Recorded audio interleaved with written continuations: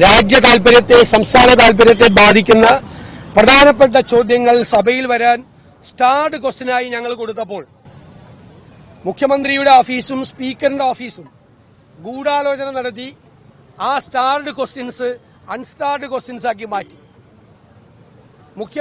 സ്പീക്കറുടെ പേഴ്സണൽ സ്റ്റാഫിൽപ്പെട്ട ഒരാളാണ് ലെജിസ്ലേച്ചർ സെക്രട്ടേറിയറ്റിൽ ചെന്നിരുന്ന് ഈ സ്റ്റാർഡ് ക്വസ്റ്റ്യൻസ് ആകേണ്ടത് അൺസ്റ്റാർഡ് ക്വസ്റ്റ്യൻസ് ആക്കി മാറ്റിയത്. നിയമസഭയിൽ ഞങ്ങൾക്ക് ചോദിക്കാനുള്ള അവകാശങ്ങളാണ് ഒരു കാലത്തും ഇല്ലാത്ത തരത്തിൽ പച്ചയായി നിഷേധിക്കപ്പെട്ടത്. 49 ചോദ്യങ്ങൾ. അതുമായി ബന്ധപ്പെട്ടാണ് സഭയിൽ ബഹളമുണ്ടായത്. ആ ബഹളമുണ്ടായപ്പോൾ സ്പീക്കർ പ്രതിപക്ഷ നേതാവ് എന്നുള്ള നിലയിൽ അനാദരവോടുകൂടി സംസാരിച്ചു. അതിന് ഞാൻ തിരിച്ചു പറഞ്ഞു, ഒരു സ്പീക്കറും ആ കസേരയിൽ ഇരുന്നു കൊണ്ട് ഇങ്ങനെ സംസാരിച്ചിട്ടില്ല. എന്താ പറഞ്ഞതിൽ തെറ്റ്? ഏതെങ്കിലും സ്പീക്കർ ഇങ്ങനെ സംസാരിച്ചിട്ടുണ്ടോ? ഏതെങ്കിലും സ്പീക്കർ ഇങ്ങനെ ചോദിച്ചിട്ടുണ്ടോ? അതിലൊരു ഇംപ്രോപ്രൈറ്റി ഉണ്ട്. ഞാൻ എൻ്റെ പ്രൊട്ടസ്റ്റ് രജിസ്റ്റർ ചെയ്തു. ഭരണകക്ഷിയുമായി കൂട്ടുചേർന്ന് ഈ ചോദ്യോത്തരങ്ങൾ മാറ്റിയത് സ്പീക്കർ അതിലുള്ള കുറ്റബോധം കൊണ്ടാണ് അദ്ദേഹം ഇങ്ങനെ ചെയ്യുന്നത്. അബക്കോ മതിയായിട്ടാണ് അദ്ദേഹം പെരുമാറിയത് എന്ന് പറഞ്ഞു. ആദ്യമായിട്ടാണ് സ്പീക്കർ ഇങ്ങനെ പറയുന്നത്. അതിനുള്ള മറുപടിയാണ്. അത് സഭാരേഖകളിൽ നിന്ന് നീക്കം ചെയ്തു.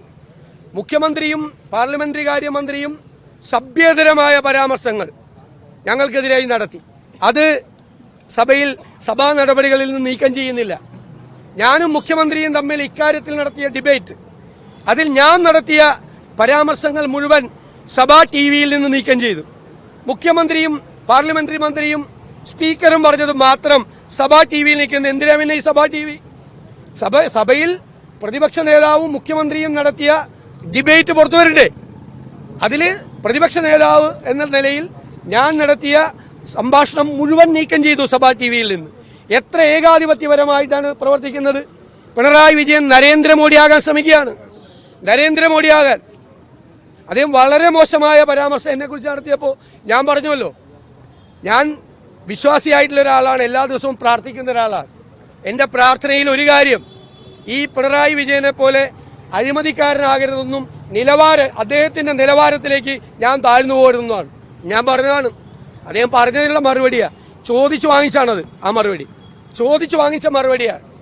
ഞങ്ങൾ ഉയർത്തിയ വിഷയം അത് വളരെ ഗൗരവത്തോടുകൂടി ഞങ്ങൾ ഇനിയുള്ള ദിവസവും സഭയിൽ ചർച്ച ചെയ്യും. അതെന്താണ്? മലപ്പുറം, കേരളം മുഴുവൻ, പ്രത്യേകിച്ച് മലപ്പുറം ജില്ല സ്വർണ്ണക്കള്ളക്കടത്ത് നടത്തുന്ന സ്ഥലമാണ്. ഹവാല പണം നടത്തുന്ന സ്ഥലമാണ്. ആ പണം മുഴുവൻ രാജ്യദ്രോഹ പ്രവർത്തനത്തിന് ഉപയോഗിക്കുന്നു എന്ന് ഈ മുഖ്യമന്ത്രി ഗൂഢാലോചന നടത്തി PR ഏജൻസികളെ കൊണ്ട് ഇവിടെ പറയിപ്പിക്കാതെ ഡൽഹിയിലെ മീഡിയയിൽ മുഴുവൻ, നാഷണൽ മീഡിയയിൽ മുഴുവൻ പ്രചരിപ്പിച്ചു. മുഖ്യമന്ത്രിക്കെതിരായി പാർട്ടിയിലും പുറത്തു നടക്കുന്ന നീക്കങ്ങളുടെ പുറകിൽ ഈ കള്ളക്കടത്ത് സംഘമാണ്, കള്ളക്കടത്ത് പിടിച്ചതുകൊണ്ടാണ് നടത്തുന്നതെന്ന് പറഞ്ഞു. ഞാൻ ചോദിക്കട്ടെ, അങ്ങനെ ഈ കള്ളക്കടത്ത് പണം രാജ്യദ്രോഹ കുറ്റത്തിന് വേണ്ടിയാ, രാജ്യദ്രോഹം ചെയ്യാൻ വേണ്ടിയിട്ടാണ് അത് ചെലവാക്കുന്നതെങ്കിൽ ഒരാളെ ഈ മുഖ്യമന്ത്രിയുടെ പോലീസ് അറസ്റ്റ് ചെയ്തോ? ഒരാളെ? അപ്പൊ ഇത് വെറും പൊളിറ്റിക്കൽ അജണ്ടയാണ്, സംഘപരിവാർ അജണ്ടയാണ്, ജനങ്ങളെ ഭിന്നിപ്പിക്കുക. സെപ്റ്റംബർ 13-ാം തീയതി ഈ PR ഏജൻസി നാഷണൽ മീഡിയയ്ക്ക് മുഴുവൻ ഈ വാർത്ത കൊടുത്തു. സെപ്റ്റംബർ 21-ാം തീയതി മുഖ്യമന്ത്രി ഇപ്പൊ പറഞ്ഞല്ലോ, പ്രസ് സെക്രട്ടറി ഹിന്ദുവിന്റെ കാര്യം പറഞ്ഞപ്പോൾ പറഞ്ഞു മലപ്പുറം എന്ന് പരാമർശിച്ചിട്ടില്ല. സെപ്റ്റംബർ 21-ാം തീയതിയിലെ മുഖ്യമന്ത്രിയുടെ പത്രസമ്മേളനത്തിൽ മലപ്പുറം എന്ന് പറഞ്ഞിട്ടുണ്ട്. 29-ാം തീയതി ഹിന്ദുവിൽ PR ഏജൻസി വഴി ഇന്റർവ്യൂ കൊടുത്തു. എന്നിട്ട് PR ഏജൻസി വളരെ മോശമായ പരാമർശങ്ങൾ കേരളത്തെക്കുറിച്ച്, പ്രത്യേകിച്ച് മലപ്പുറത്തെക്കുറിച്ച് നടത്തി. അവ കേരളത്തെക്കുറിച്ച് വളരെ മോശമായ ഒരു ഇമേജ് ദേശീയ തലത്തിൽ ഉണ്ടാക്കുക. ഈ കള്ളക്കടത്ത് നടത്തുന്നതും ഹവാല നടത്തുന്നതും തെറ്റാണ്. അത് ഒരു കമ്മ്യൂണിറ്റി മാത്രമാണ് അത് നടത്തുന്നത് എന്ന് വരുത്തി തീർത്ത് സംഘപരിവാർ ചെയ്യുന്നത് പോലെ മതപരമായ ഭിന്നിപ്പുണ്ടാക്കാൻ പിണറായി വിജയനും കൂട്ടുകാരും ശ്രമിക്കുന്നു. അതിനാണ് PR ഏജൻസിയെ ചുമതലപ്പെടുത്തിയിരിക്കുന്നത്. അതിനെ ഞങ്ങൾ ശക്തിയായി എതിർക്കും. ഇത് കേരളത്തിന് മുഴുവൻ ദേശീയ തലത്തിൽ അപമാനമുണ്ടാക്കുന്ന ഒരു കാര്യമാണ്. ഈ 3 സ്ക്രിപ്റ്റ് 13-ാം തീയതി PR ഏജൻസി കൊടുത്തത്, 21-ാം തീയതി മുഖ്യമന്ത്രിയുടെ പത്രസമ്മേളനം, 29-ാം തീയതി ഹിന്ദുവിന് കൊടുത്ത ഇന്റർവ്യൂ, 3 സ്ക്രിപ്റ്റും ഒരു സ്ഥലത്ത് തയ്യാറാക്കിയതാണ്. അതിന്റെ പുറകിൽ ഈ വിഭജിക്കാനുള്ള അജണ്ടയാണ്. സംഘപരിവാറിന്റെ അതേ വഴികളിലൂടെ പിണറായി വിജയനും CPM-ഉം യാത്ര ചെയ്യുന്നു. അതിനെ ഞങ്ങൾ ശക്തിയായി എതിർക്കും. ഞങ്ങൾ കേരളത്തെ പ്രതിരോധിക്കും. ഇന്ന് ഉണ്ടായത് കഴിഞ്ഞ ഒരു മാസത്തിലധികമായി കേരളം ചർച്ച ചെയ്തുകൊണ്ടിരിക്കുന്ന വിഷയങ്ങൾ പ്രതിപക്ഷത്തെ സംബന്ധിച്ചിടത്തോളം വളരെ സ്പെസിഫിക്കായിട്ട് നിയമസഭയിൽ ഉന്നയിക്കാനുള്ള ആദ്യത്തെ അവസരം, അത് അടിയന്തര പ്രമേയമല്ല, ആദ്യത്തെ അവസരം ക്വസ്റ്റ്യൻ എന്നുള്ള നിലക്ക് സ്പെസിഫിക്കായിട്ട് ആ വിഷയങ്ങളൊക്കെ അടങ്ങിയ ചോദ്യമാണ്, മുഖ്യമന്ത്രിയോടുള്ള ചോദ്യമാണ്. ഇത് സംബന്ധിച്ച ചോദ്യങ്ങളാണ് ഒറ്റയടിക്ക് സഭാതലത്തിൽ നിന്ന് മാറ്റി അതിനൊരു പ്രിന്റഡ് ആയിട്ടുള്ള, അതാണ് അൺസ്റ്റാർഡ് ക്വസ്റ്റ്യൻ എന്ന് പറഞ്ഞതിലേക്ക് മാറ്റിയത്. അതിന്റെ പ്രാധാന്യം കുറക്കാനും അതിൽ നിന്ന് ഒളിച്ചോടാനുമാണ്. അതിനെയാണ് ഞങ്ങൾ ക്വസ്റ്റ്യൻ ചെയ്തത്. ഇന്ന് ആദ്യം അതിനെയാണ്. അതുകൊണ്ട് തന്നെ ഇപ്പോൾ നടക്കുന്ന ഈ വിഷയങ്ങളൊക്കെ പോലീസിൽ നടക്കുന്ന മലപ്പുറത്തെ കേന്ദ്രീകരിച്ചുകൊണ്ട്, മലപ്പുറം എന്ന വാക്കൊരു ബാഡ് ടേസ്റ്റിൽ ഉന്നയിച്ചുകൊണ്ട്, ഒരു ജനവിഭാഗത്തെ സൂചിപ്പിച്ചുകൊണ്ട് ദേശീയ തലത്തിൽ കേരളത്തെക്കുറിച്ച് BJP പറയുന്നു, മലപ്പുറം എന്ന പ്രദേശത്തെ ഒരു ബാഡ് ടേസ്റ്റിൽ ഉന്നയിച്ചുകൊണ്ട് ഇവർ പറയുന്നു. അങ്ങനെ നടക്കുന്ന ഒരു വലിയ ക്യാമ്പയിനെതിരായി അതെന്തുകൊണ്ട് നിങ്ങൾ നടത്തുന്നു, ഇത് തെറ്റല്ലേ എന്ന് തുടങ്ങി ഓരോ കാര്യങ്ങളും വളരെ സ്പെസിഫിക് ആയിട്ട് ചോദിച്ച ചോദ്യങ്ങളാണ് സഭാതലത്തിൽ നിന്ന് മാറ്റിയത്. അതാണ് ഞങ്ങൾ ഇന്ന് വളരെ ഗൗരവമായി ഉന്നയിച്ചത്.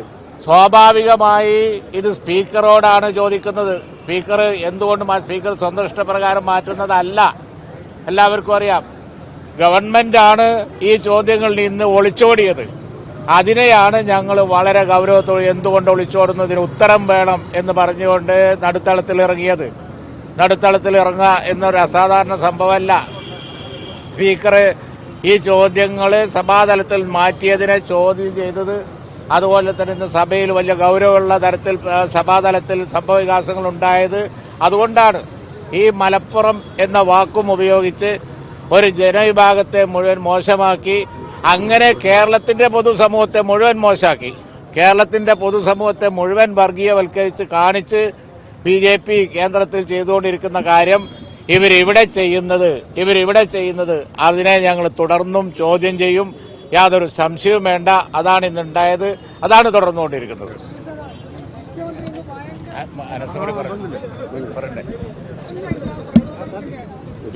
അല്ല, മുഖ്യമന്ത്രി ഈ സഭ ഇന്ന് നടന്നു പോകരുതെന്ന് ആഗ്രഹിച്ചു. അദ്ദേഹം പ്രതിരോധത്തിലാവുമെന്നറിയാം.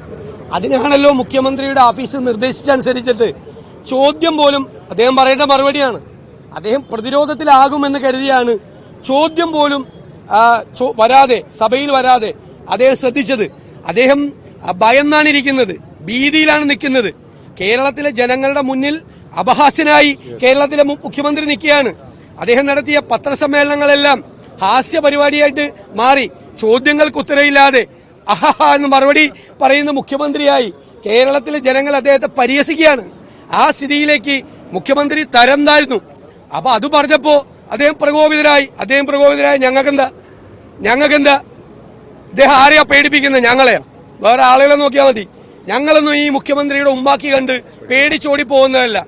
അവർ ചെയ്തുകൊണ്ടിരിക്കുന്ന ഓരോ കാര്യങ്ങളും അക്കമിട്ട് ഞങ്ങൾ ജനങ്ങളുടെ മുന്നിൽ അണിനിരത്തും. അത് ചോദ്യം ചെയ്യും. നിയമപരമായ നടപടികൾ ഞങ്ങൾ തേടും. വെറുതെ വിടാൻ ഉദ്ദേശിച്ചിട്ടില്ല.